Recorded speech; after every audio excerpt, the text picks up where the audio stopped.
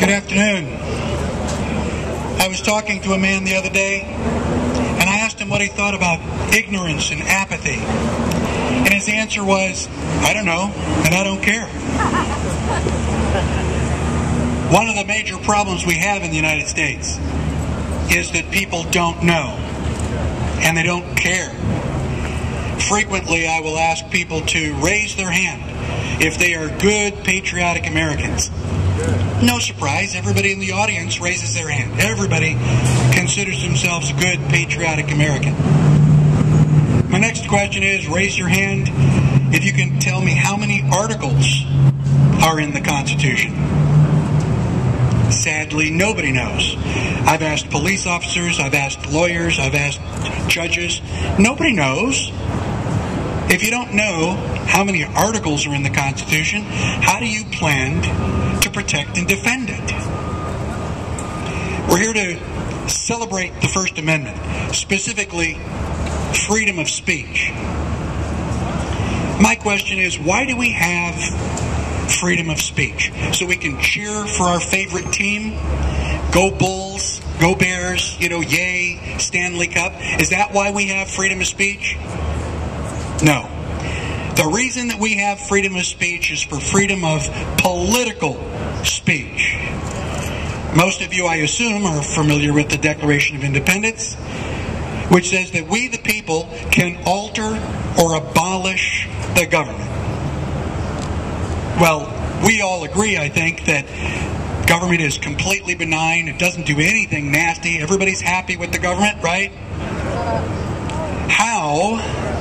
How would we alter or abolish it? How would that start? The way to start changes in politics is to have somebody stand on a soapbox and say, most of what the government does is unconstitutional. Are you with me? Nobody needs to stand up and say, taxes are way too high. We need to abolish the IRS. Are you with me? Somebody needs to stand up and say 23,000 gun laws in the United States all violate your right to self-defense. Every one of those gun laws is repugnant to the Constitution and is unconstitutional. Are you with me? The only way that we can make changes is to start talking about it. And other than complaining at home, going to the water cooler and, complaining secretly, nobody's making any changes. Look at the size of our crowd. I mean, I'm glad that you're here, but we should have this, whole platform filled with people. I mean, this is barely a picnic, much less a rally. We do not have freedom of speech in the United States. I just want to let you know, you're celebrating that something that almost doesn't exist anymore. I ran for President of the United States in 2004. I was a Libertarian candidate. Nobody knew who I was. So I went and spoke at a college, and they had me speaking in a beautiful auditorium, 350 seats. It was brand new. It was only a year or two old. It was gorgeous. And I had about 10 or 12 students in the front row. That was it. I mean, we had all this extra room we didn't need. And I was up on stage. I could barely see the students. And so I said, well, why don't we get to a classroom? We'll go to a classroom. We'll be closer together. We can see each other. We'll be a little bit more informal. And I think our little meeting will go better. They said, no, I'm sorry. We can't do that. I said, why not? The classrooms are locked? They said, no, you're a presidential candidate. You have to be in the auditorium because the auditorium is a free speech zone. I almost fell off the stage. I said, it's a what? I said, what about the hallway?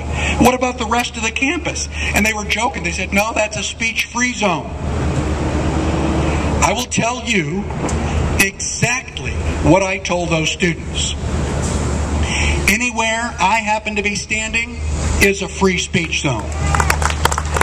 The government doesn't tell me what I can or cannot say. The government doesn't tell me where I can or cannot say it. I do not have freedom of speech because a bunch of guys ratified the First Amendment. I have freedom of speech because I've never met anybody big enough to shut me up. Later in the campaign, they had a presidential debate in St. Louis, and David Cobb was the nominee for the Green Party.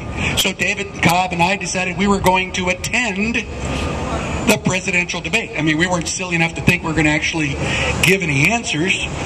David and I got arrested, handcuffed, thrown into a police van.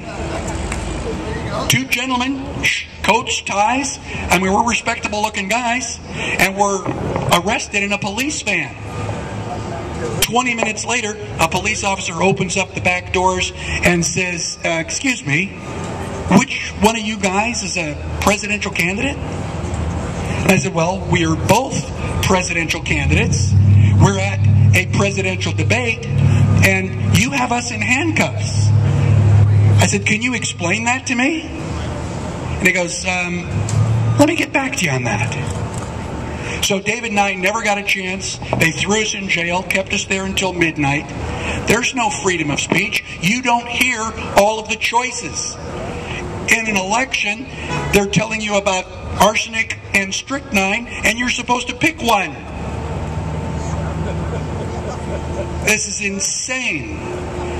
Now, 20 years ago, if you told me that we were going to have the Patriot Act, I would have laughed at you. I would have told you that you've been smoking something currently illegal. The American people would never tolerate the Patriot Act. I was wrong. The Military Commissions Act, there's no way the American public is going to stand up for the Military Commissions Act. Basically eliminates the right of habeas corpus. Oh, well, I guess the American public will put up with that. At this point in time, I'm not sure that the American public would put up with anything. When are we going to stand up and say no more? No more.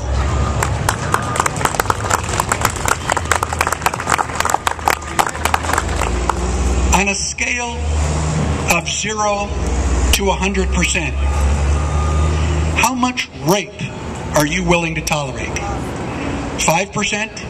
10%? Only on Thursdays? The rest of the days we'll behave ourselves? The answer is 0. 0% rape. It's not acceptable. A zero tolerance policy, not going to happen. All right?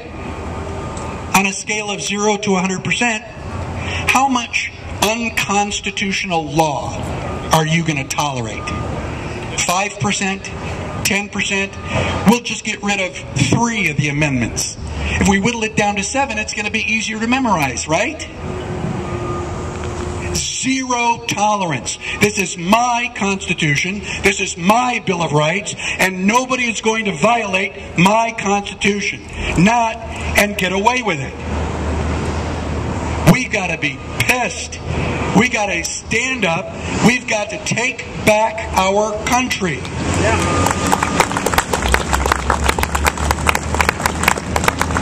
John F. Kennedy once said that if you make peaceful revolution impossible, you make violent revolution inevitable. When the government violates our freedom of speech, when they try to control the internet, when they give us a mainstream media that sells us the same pablum on every channel, you've lost your freedom of speech. You've lost your option for peaceful change. Think about that. You have lost the option for peaceful change. If you want peaceful change, you better start exercising your freedom of speech. I have a bumper sticker that a friend of mine made Guys, I always talk and other people go, wow, that's really good, and they put it on vinyl and make it a bumper sticker. Basically, it's a paraphrase of what John F. Kennedy said, but I'd modernized it a little bit, and it simply says, if the First Amendment doesn't work, the Second Amendment will. Okay? I am hoping that we start to exercise the First Amendment, that we get a much larger crowd, and that we make changes in the United States peacefully, because the other option is not very pleasant. Thank you so much for taking the time to be here. I appreciate that.